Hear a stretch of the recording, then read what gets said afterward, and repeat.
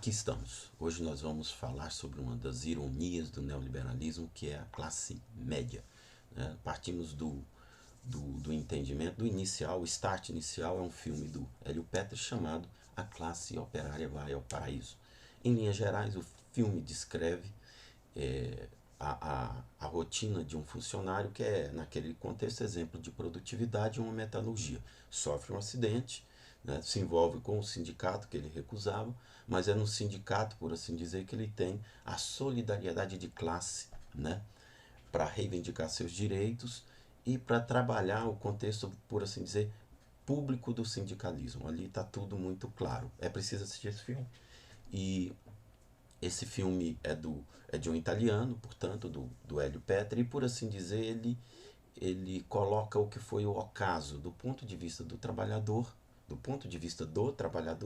do Fordismo, né? Do contrato, por assim dizer, da social-democracia, da erosão daquilo que já chamaram de cidadania, cidadania fordista ou cidadania salarial. Bom, mas o que isso tem a ver com a nossa discussão aqui, com a classe operária, né, com a classe média que vai ao paraíso, de Mano Brown? Vamos pensar o seguinte: antes de tudo, vamos imaginar o significado de classe média. Eu não vou abdicar aqui, para fins didáticos, do conceito de de renda e consumo. Portanto, a imagem da pirâmide, ela é muito didática. Ocorre que essa imagem da pirâmide, não deve ser entendida só a partir dela. Ela tem que ter uma série de outros componentes. Vamos imaginar o que é essa pirâmide. Essa pirâmide que tem camadas de renda, camadas proporcionais de renda, e que renda tem relação com o consumo. Então vamos imaginar algumas coisas para a gente evitar os equívocos. A primeira é que a análise da pirâmide é sempre uma análise retrospectiva. A pirâmide de renda ou a pirâmide de consumo nunca se explica por ela mesma, não é? Se você imaginar o que significa estar no topo, ou estar na classe média, ou estar na base, ou não estar nem na pirâmide, isso tem história por trás disso. Portanto, a pirâmide, ela exige um olhar retrospectivo, ela não se explica por ela mesma. Essa é a primeira questão, que é muito importante. A segunda é que essa pirâmide tem camadas, e as camadas dessa pirâmide, para a gente usar essa imagem, são coloridas, não é? Elas têm gênero, elas têm cor, elas têm renda, têm classe social, enfim. Essa pirâmide não é homogênea. E é claro, quanto mais você sobe essa pirâmide, menos colorida, por ironia, a pirâmide fica, né? O topo da pirâmide, 1%, é branco majoritariamente, é masculino, né? E às vezes ele sequer aparece na pirâmide, em detrimento da forma de acesso à pirâmide, que é o emprego formal e não o rentismo, né? A herança não está, por assim dizer, nessa pirâmide. E a terceira questão, que é mais importante, é que essas camadas são permeáveis da pirâmide, né? Elas sofrem o que a gente podia chamar de efeito ou de um impulso, de um efeito, de uma força gravitacional, para lembrar da física, né? E essa força gravitacional sempre puxa para baixo. Essa é a tensão no nosso modelo. Ela sempre puxa para baixo, né? Então, quais são as subforças que formam essa força gravitacional que puxa para baixo, né? As camadas. A primeira é a redução da renda, né? Conjuntural e estrutural. A segunda é o endividamento das famílias. O endividamento no neoliberalismo, ele é a essência do modelo econômico neoliberal. Se no Fordismo nós tínhamos uma expectativa associada ao regime político da social-democracia, de uma cidadania salarial, hoje nós temos o endividamento como modo de operar do neoliberalismo. Isso tem a ver com o capital financeiro, mas perfeito. Então, essa força gravitacional tem a redução da renda, tem o endividamento e, por último, tem o próprio desemprego. Né? A redução da renda não significa desemprego, mas o desemprego é uma redução geral da renda, do fluxo de renda. Então, a partir desse olhar, a gente vai poder entender os sistemas, por exemplo, de reprodução, que são importantíssimos para entender a movimentação dessas classes, né, nessa pirâmide. E aí vamos pensar o seguinte: quando a gente fala e todo mundo tem colocado com muita clareza que a classe média desce, o que é a classe média, tal, o que a gente tem que imaginar, né, é que a mobilidade vertical das classes, ela também tem uma relação com a mobilidade horizontal, ou seja, a mobilidade na cidade, né? Essa classe que desce da pirâmide, por assim dizer, essa classe média que não é mais média, ela se endivida, portanto ela não tem a segurança da renda, e aí se ela se endivida, ela está sozinha, porque o mérito nos faz pensar que nós somos donos do nosso destino. Ela não tem mais os acessos à saúde privada, à escola privada, o que significa que ela tem um problema de renda para acessar aqueles serviços, e ela aí tem que ir para a arena pública, aquilo que ela odiava, né? E terceiro, que isso é muito interessante, em muitos casos ela tem que mudar de bairro, né? Essa é a grande ironia, ela tem que mudar de bairro, né? Ela muda de bairro porque ela tem que travar, por assim dizer, contato com a cidade. Pensa no caso de São Paulo. Vamos pensar aqui rapidamente no caso de São Paulo. São Paulo, durante muito tempo, foi considerada a locomotiva liberal do país, a locomotiva econômica do país, né? Se você for imaginar São Paulo, olhando São Paulo a partir desta pirâmide, o que ocorre em São Paulo hoje? Por exemplo, o segundo maior estoque de emprego em São Paulo é de microempreendedores. Sim, né? Não é a construção civil, não é o setor de comércio, não é a indústria. Hoje, só na cidade de São Paulo, no município de São Paulo, são mais de 950 mil microempreendedores. E quem são eles?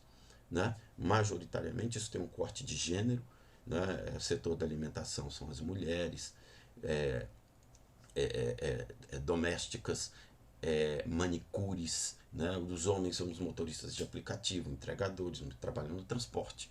Então, essa é a massa que veio de onde? Essa é a grande pergunta. De onde ela apareceu? No Brasil são 10,7 milhões de microempreendedores. De onde ele apareceu? Né? Ele apareceu da erosão desse sistema que vem, né, com a avalanche da reforma trabalhista, antes dela, mas ela aparece a partir da erosão desse modelo. Né? E o que a gente tem, em tese, vamos pensar assim, que entender bem, o que ocorre, então, a partir daí. E aí eu vou recorrer ao, ao, a dois estudos, que são dois estudos maravilhosos, maravilhosos, né? O primeiro que a gente tem que recorrer é a Florestan Fernandes, né? O que o Florestan Fernandes fala nesse livro, que é um livro que deve ser lido, né? Que é a integração do negro na sociedade de classes. O Florestan Fernandes fala que a abolição, né, e aí ele faz esse retrato a partir de São Paulo, nesse primeiro volume, que a abolição da escravidão jogou o negro num sistema competitivo liberal. Né? Ela jogou o negro na arena liberal, e a partir dali a gente sabe o que ocorreu em termos de mobilidade horizontal na cidade. Ele usa esse termo. Florestan Fernandes é muito inteligente, ele usa esse termo, ocorre uma mobilidade horizontal, a migração campo-cidade colabora com isso, e o negro é integrado na ordem competitiva com o branco, com o migrante, com o trabalhador funcional, e o que sobra para ele, portanto, é a periferia, é a rua, e é um estilo de trabalho que outro autor muito importante, que é o Lúcio Kovarik, vai falar, né, em Trabalho e Vadiagem, sobre o significado do trabalho naquele período, nesta transição. E aí, o que ocorre então?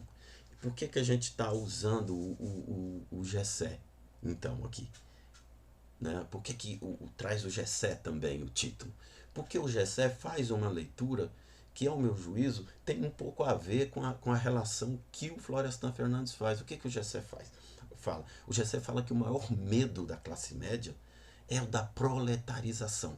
Né? Era um medo que ela já tinha lá. Por isso que o Gessé, quando fala em classe média, fala que tem que olhar para a história. Mas o maior medo que a classe média tem é o medo da proletarização. E isso é muito interessante. Porque o que isso significa?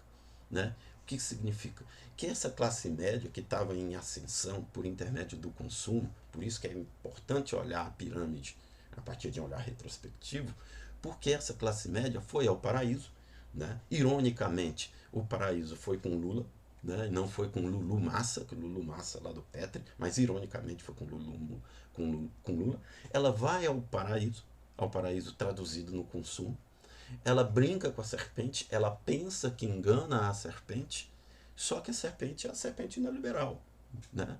E a serpente é muito mais esperta que ela. Então, a partir de agora, o que, que começa a ocorrer? Primeiro, a classe média não vai mais na Disney, né? Sobra para ela, vamos falar da classe média paulista, no máximo o Ibirapuera, que é um lindo parque, mas lá ela não pode usar sunguinha e não pode usar biquíni, porque tem uma portaria lá, bastante antiga, aliás, que não permite isso. Então, o Ibirapuera não é Miami, né? Segundo, ela vai disputar o pingado, o pão de queijo, né? Porque ela vai ter que trabalhar agora, vai ter que trabalhar neste sentido, nesse regime de exploração para ela se justificar, e a mortadela, quando quiser. E com alguma timidez, porque mortadela é muito bom, né? Segundo, aliás, terceiro, essa classe média fica ressentida, amarga, reacionária e, né, e se transforma num perigo para a democracia. E o pior de tudo, por que, que esse ressentimento nasce? Porque ela não tem mais cola. Porque ao contrário do Lula Massa, lá do regime fordista daquele ocaso, ele tinha um sindicato, ele tinha solidariedade de classe, e essa classe média não. Essa classe média está isolada, porque é o mérito, é o fruto proibido do mérito que ela ousou comer e achou que ia ficar de graça, então ela é solitária, ela não tem um regime de solidariedade. E então, é, isso lembra muito, né, essa passagem ali do século XIX que o Florestan fala do nosso liberalismo às avessas. Né?